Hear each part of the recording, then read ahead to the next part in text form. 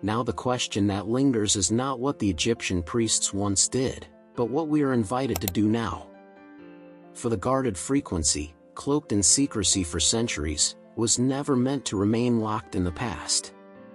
It was preserved as a reminder that the universe is not silent, that existence itself hums with intelligence, and that within each of us is the capacity to hear, to resonate, to awaken. The conclusion is not an ending but a return to the beginning, the truth that sound is not trivial. Every vibration shapes, sculpts, and directs. Every word spoken is a seed planted in the field of reality. Every moment of listening is a chance to tune ourselves to harmony or to chaos. The priests guarded their sacred sound because they knew it was a threshold, and thresholds are always dangerous as much as they are promising. To step through them carelessly is to stumble, to step through them reverently is to be transformed. Think of your life as an instrument. The strings are your thoughts, your emotions, your actions. Some are taut, some are slack, some are in need of tuning.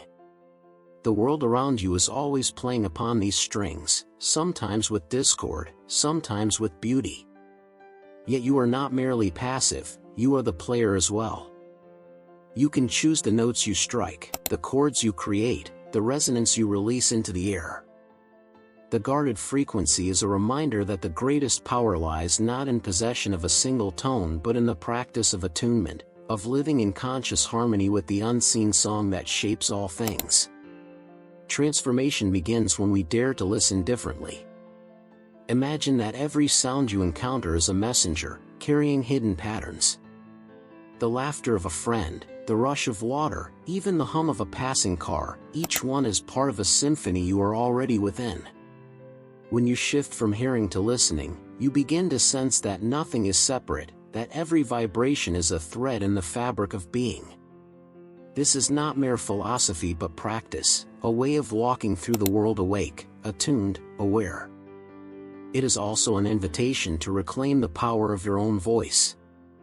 Speak as though your words are not just meanings but frequencies shaping the very air. Let your tone carry kindness, let your syllables resonate with clarity. Remember that gossip is dissonance, but blessing is harmony. The priests did not guard their frequency so that others would remain silent, but so that others would learn to speak with reverence. In our time, when words are scattered endlessly into the digital winds, to speak with care is an act of revolution, a way of restoring resonance in a world drowning in noise.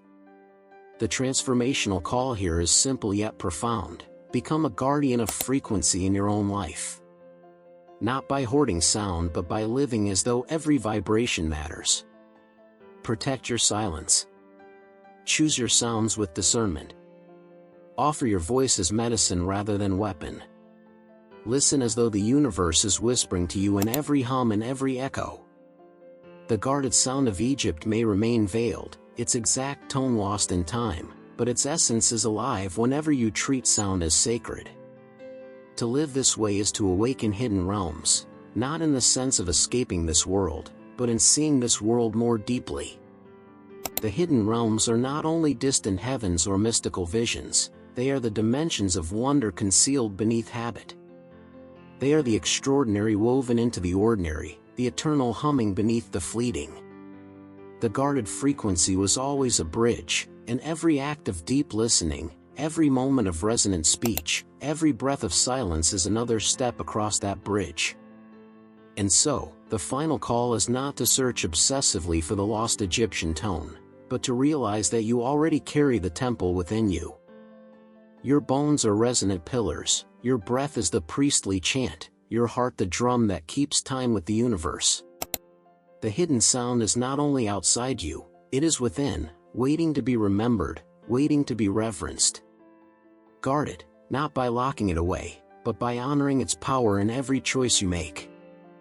For when you live attuned to harmony, you are not merely surviving, you are unlocking realms of clarity, healing, and transformation that were always here, hidden only by the noise of forgetfulness. To step into this way of being is to live as the ancients dreamed, aligned with the music of creation, a note in the eternal song. This is your invitation. Listen deeply. Speak reverently.